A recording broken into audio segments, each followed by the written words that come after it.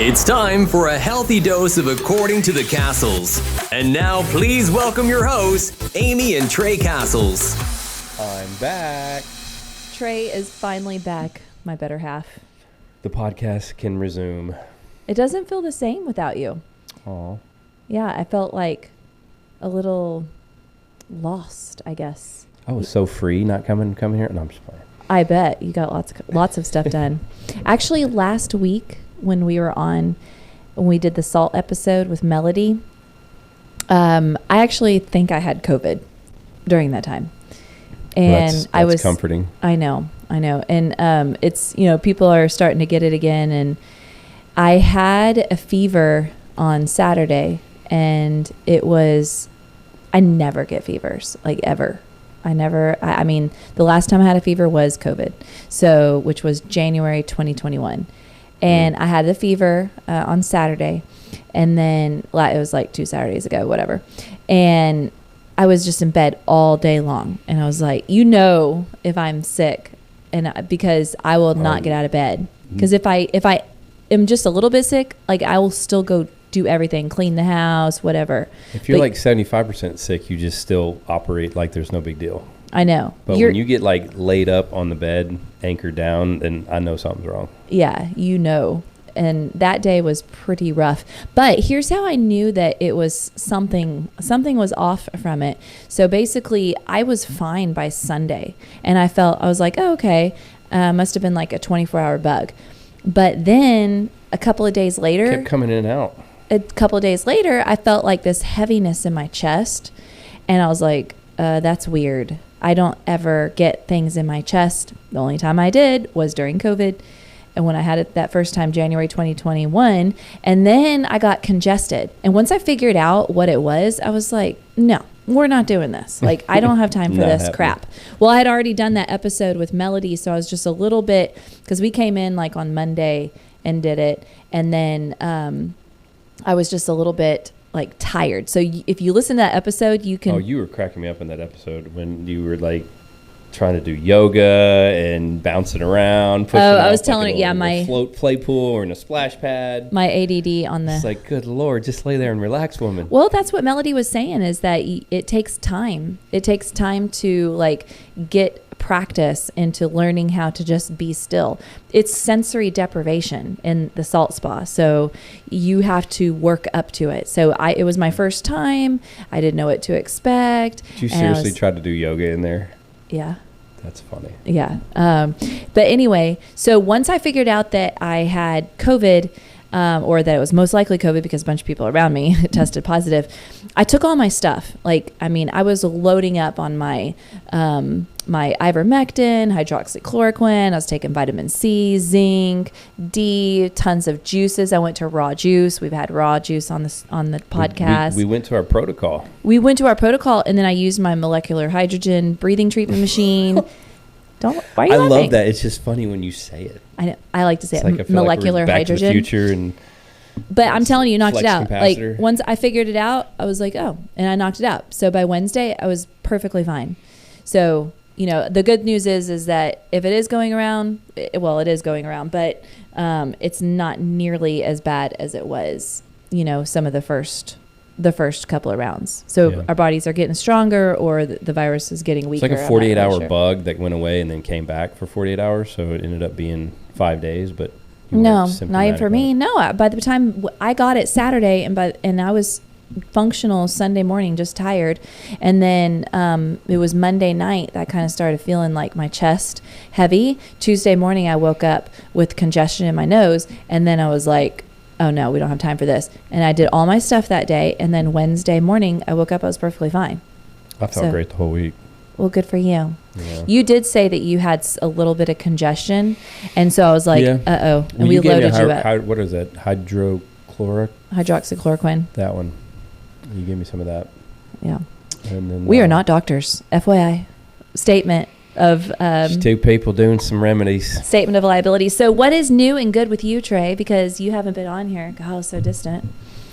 So rude. So rude. I don't know. I've been busy. Yes. Anything new? I wouldn't say anything new. Just finally closing out a bunch of stuff. You talking about with the company? Well, I don't know anything. I'm just asking. I don't know. This is your podcast. It's not about me.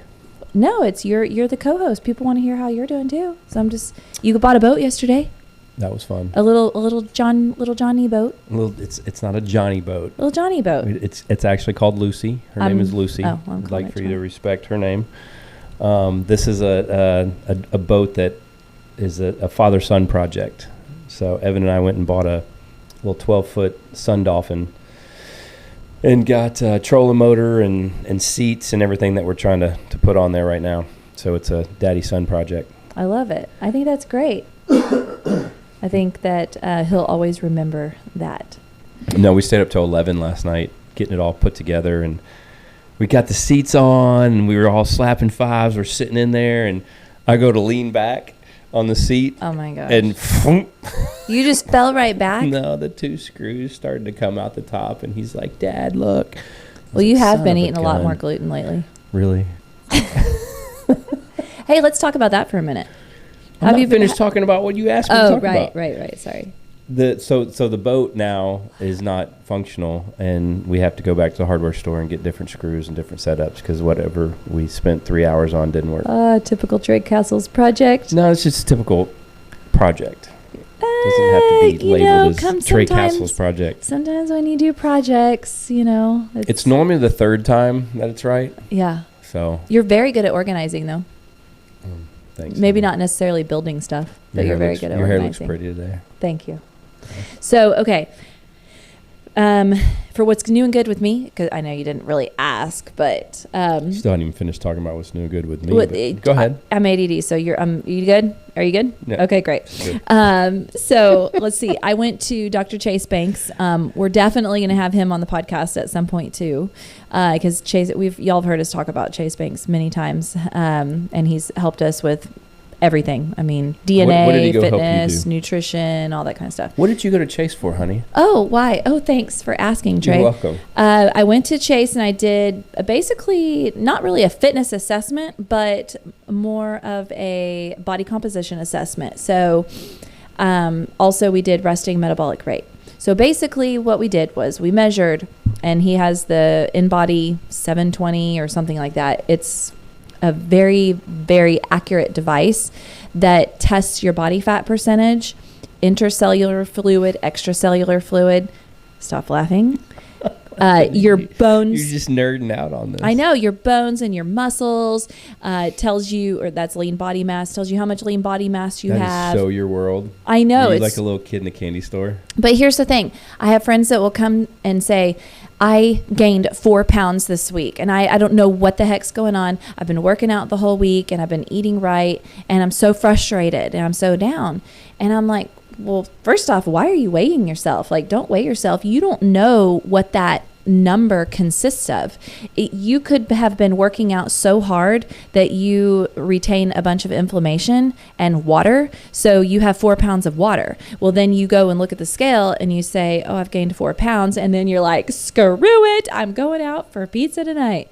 And then you completely self-sabotage 100%. Because you think that you're one way, and then you end up then you self-sabotage it. Because is this you or people in general? I don't do that, because I do not weigh myself all the time, because I know that number can show 152 on Monday, and then it can show 156 by Thursday, and then it can be right back. So I can fluctuate. So I was jacked up this whole weekend, pretty much binging on everything because I knew I was starting Monday with the cake and stuff. Cake, candy, beer. I did have an actual hamburger bun on a hamburger. Was it good? It's freaking orgasmic. But I went back to the gluten-free bun later. But no, it was so good. But I felt it. I mean, I was swollen. My joints were hurting. I had inflammation. I went from averaging 190 to 192 all the way up to 199 in a matter of 5 days. And it was like, did I just really gain 10 pounds, or am I retaining water and am I inflamed? Yeah. And literally stopped everything Monday, Tuesday, Wednesday. I did weigh myself this morning. I'm back to 190. So within 5 days it took me to get to that. 5 days it took me to get down. And so what was the weight difference though? It was almost 8 pounds. That's crazy. See, it's hard to constantly weigh yourself because, especially if you're going to look at every little ounce, you don't know what those numbers. I do it off how my clothes feel. I mean, I've been at a constant weight now for so many years that I know how things fit me. Yeah. And I can tell when I'm getting a little puffy. Like when you suck in and then you do your belt buckle and then you go. I don't do that. I've seen you do that a few times. I don't have to lay on the bed to put on my belt buckle. Okay, so my gauge are my Nike run shorts because every female knows that Nike run shorts are fat squeezers around the waist and they will give you a camel toe. So if you've gained weight at all, you're going to get camel toe and then you're going to have it be a fat squeezer around your waist. So hey, some people like that. Okay, well, I do not like that feeling whatsoever at all. So I know that if I put on my Nike shorts and they be squeezing a little too much, riding up, I don't like it. There and we so go. then I'm like, ooh, we got to tighten things up. But here's what I did. I went to Chase and I was Don't like. even need a scale. Just need some shorts. I was like, look, okay, I feel like I have more cellulite than I've had before. And I need to know if this is just a part of age. If it's just a part of age, and then, hey, you know what? Fine, great. Like, okay, I'll get used to it. It is what it is. There's nothing I can do about it.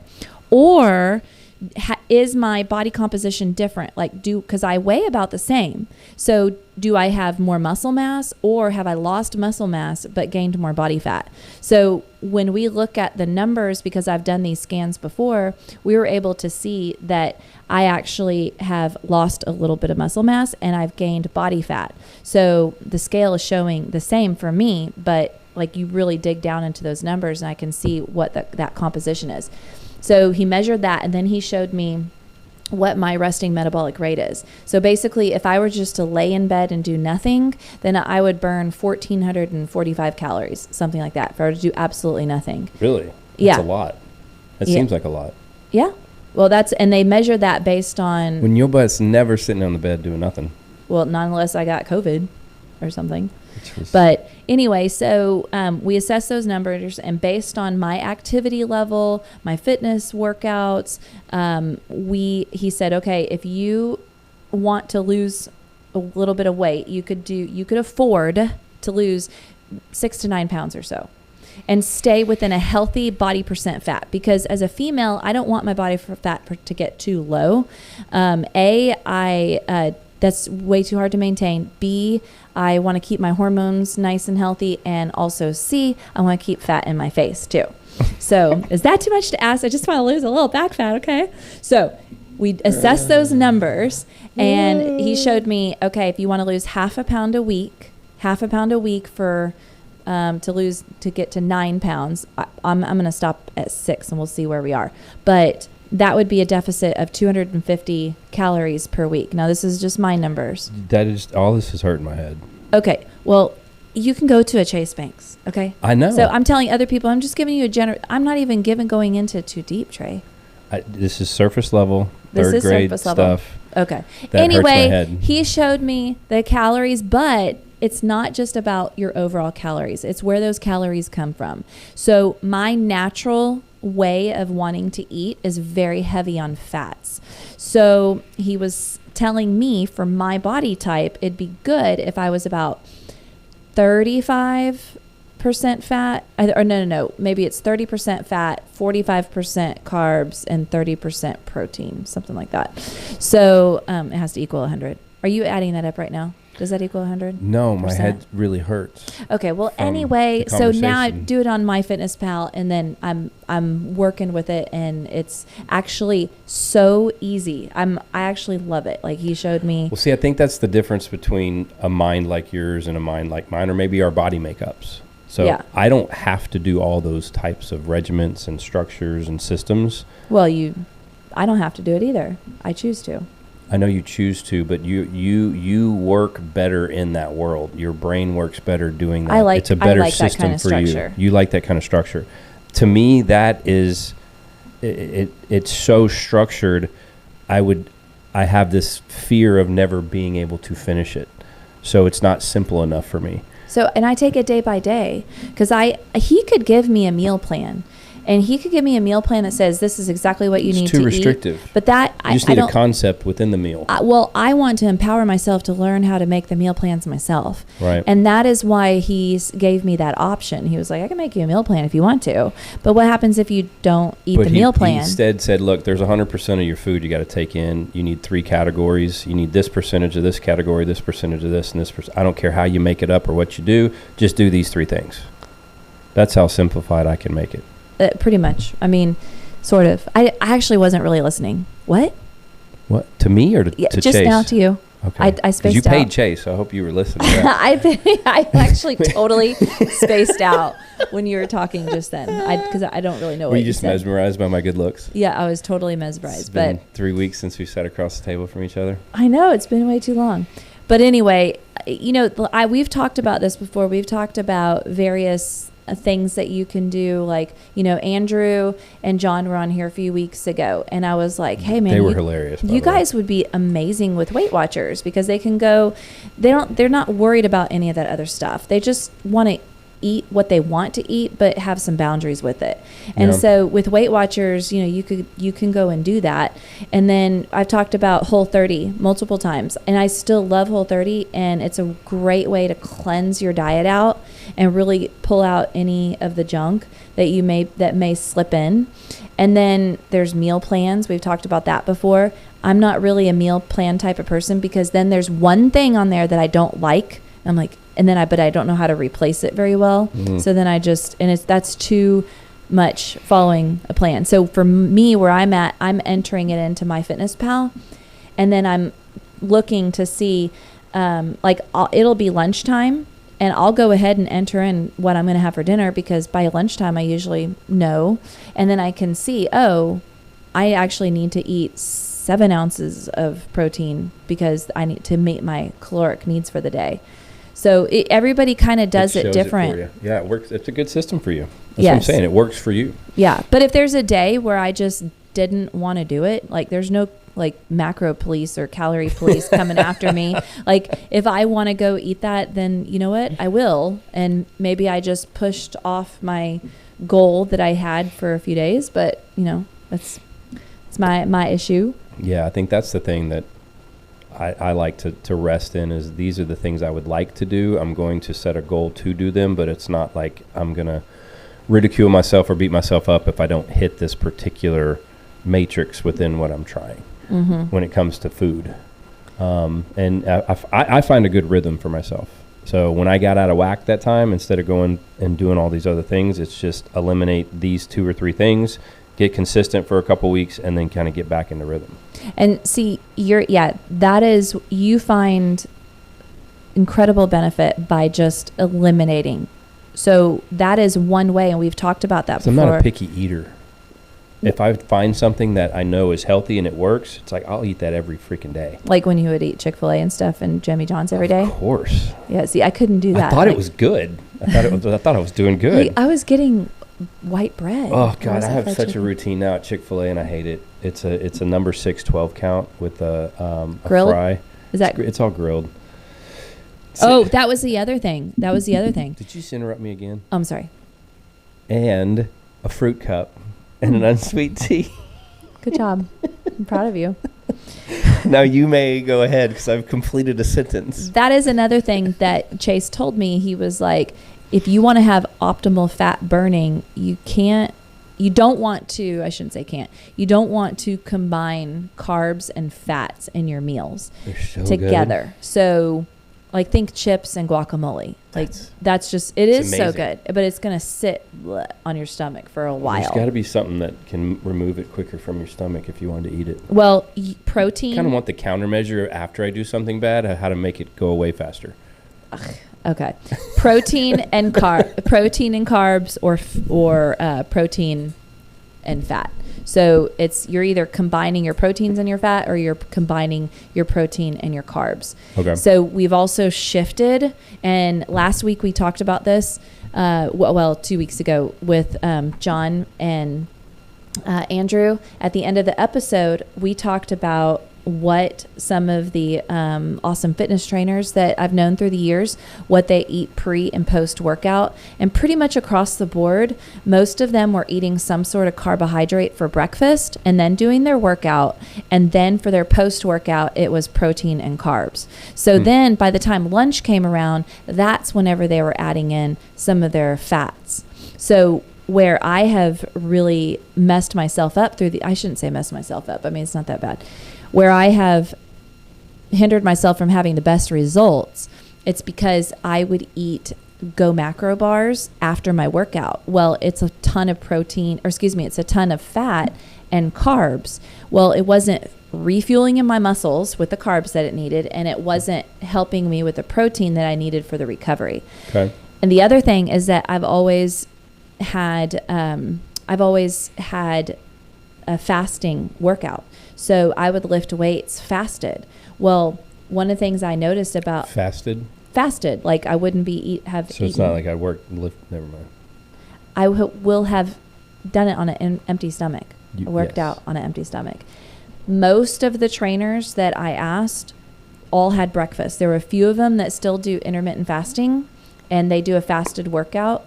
But I also know those two, and most of their workouts are smaller weight, higher repetition, isometric exercises, and high cardio. So it does work to be intermittent fasted or to be fasted. So what Chase told me is if you get 40 grams of carbs, which 40 is what I need, it may be different for somebody else, 40 grams of carbs prior to your workout, about 45 minutes to an hour, then that means that your weight training workout will have so much more power and strength. Then after your workout, within 15 to 20 minutes, you want to replenish with carbs and protein. And I've been doing it, and it's been amazing. Like, I actually feel so much better. Really?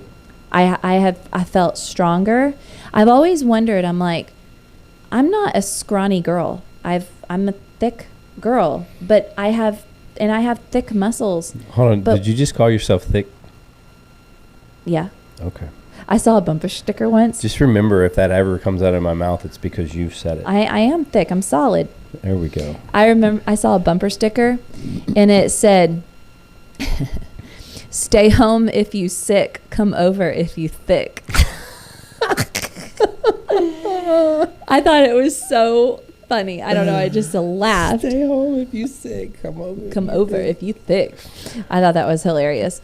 But anyway, come on over, baby. I've always wondered though why I didn't have more strength. Like, I've always maxed out. Like, I wasn't able to lift. Like, I just couldn't do it. Like, why? And then there'd be girls that are much smaller than me with way more dense muscles, smaller, and they were able to lift 2-3 times what I am able to do. Well, I mean, food is our fuel, so our bodies are the engine. Everybody drives differently. Everybody runs differently, so it's like, what fuel works best for you? What mixture or combination of that fuel works best for you? And that's the thing. It's carbs.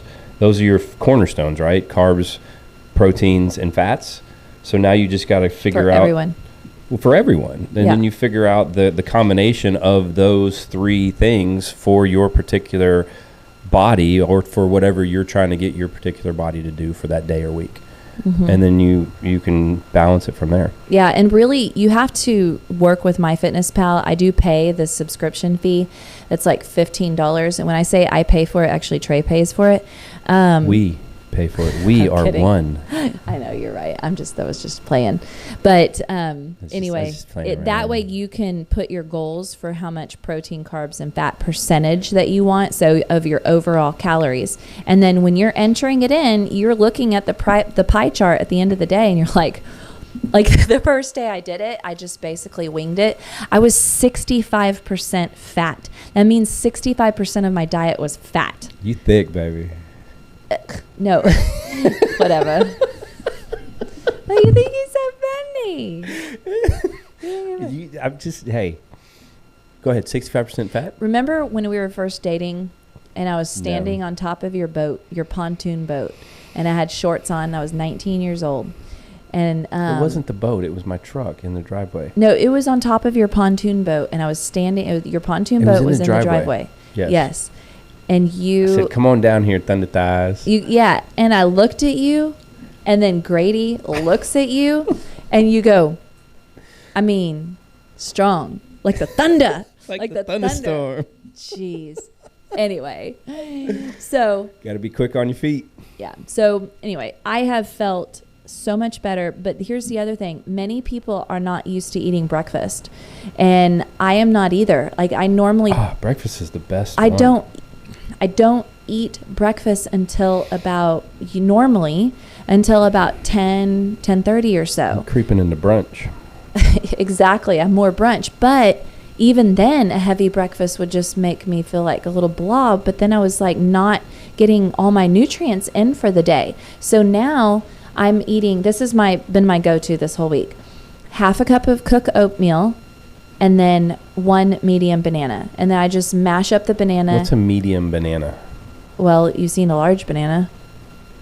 A banana. So a little smaller than that. Okay. I mash it up into the oatmeal, and I have had so much better of workouts.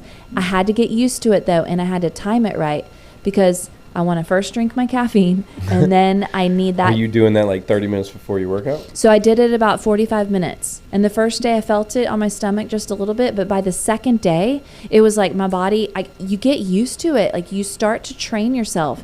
See, I would wake up and just, when I work out with Alicia, I wake up, drink my normal coffee in the morning, and I'm out the door. Well, sometimes you don't even drink the coffee, but that's because you literally wait until the last minute to go over there. And no, your alarm will go off at like 6:45, and you're supposed to start working out at 7, Trey. The alarm goes off at 6:15. Alicia, if you're... I shut the snooze off at 6:45. Alicia, if you are then I listening... migrate over there. Trey is barely making it, and he's fasted. So anyway, the timing of everything has been awesome, and it has helped. By starting early, it's helped me to not like go crazy and binge by the end of the day, because then I'm like, then I've not eaten, and then I'm like just eating a ton throughout this time and throughout the end of the day, and it's just not timed right. And this has been a lot better. And I'm happy for you. Thank you. And then the other thing is that post-workout, I was eating fat. Well, that was causing my stomach, it would sit on my stomach, and I'd just be like, blah. So for my post-workout, I'm having like egg whites and spinach, and then maybe a little bit of sweet potato. Is that why you wanted me to go buy those egg whites? Yes, that you left out on the counter. Yeah, I didn't know they needed to be refrigerated. Yes, ma'am. They say make refrigerated or keep refrigerated. It says keep on it. Actually, I read it that keep morning refrigerated because you had them left out, and I was like, well, I buy all these farm eggs, and I'm going through like these farm eggs like crazy, and so I was like, okay, you're gonna have to go buy some eggs that are in the carton. Those work really good, and that's just a great way to get just pure protein. I'm not saying that egg yolks are bad for you. It's just that at that time, all I want is the protein, and it gets on my stomach, and then it sits like perfect. So then by the time lunch comes around, that's when I'm having more of the fats. And by the way, we've always heard that fried foods are probably the worst things that you could eat. Well, think about it. Fried food is usually a bunch of carbs and then a bunch of fat. And there is protein mixed in if it's like fried chicken, but you're still getting the proteins or the carbs and the fat. So is it bad for you or good for you? It's not good for you. Oh. Yeah.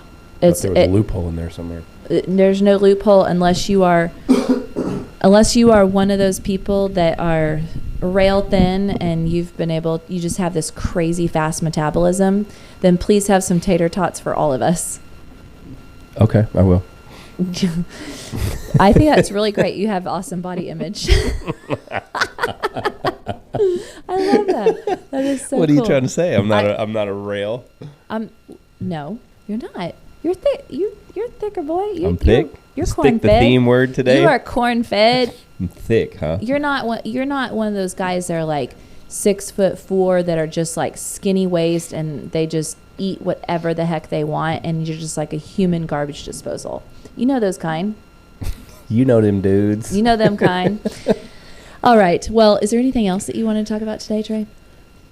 We've been talking more about you. You'd ask me, and then I'd say something, and then you'd take it back over. So what would you like to talk more about, honey? I think that's about it that I wanted to share about. I wanted to share what was new and kind of share what's been going on. And about I went to Chase Banks, and we're on this podcast where if you listen to all of our episodes, you can see how they kind of build, and then things just have this amazing way of relating back. And were things that we talked about 3 months ago are still coming into fruition and still coming into our lives even now. And everything is just like in this perfect harmony, this perfect symphony. And we want you to know that everything that we talk about is somehow intermixed in our life. So we're not going to bring someone on here or talk about a particular subject that doesn't apply to our life, because then that really wouldn't be authentic. That's well said. Yeah. Thank you. Well, y'all have a wonderful day. This was a quick episode. Thanks for listening, and we'll talk to you soon. Bye. Later. Thanks for listening to another episode of According to the Cassels with Amy and Trey. Be sure to subscribe wherever you get your podcasts so you never miss an episode. To stay up to date with the Cassels, follow Amy on Instagram @acassels. Until next time, have faith, enjoy life, and love abundantly.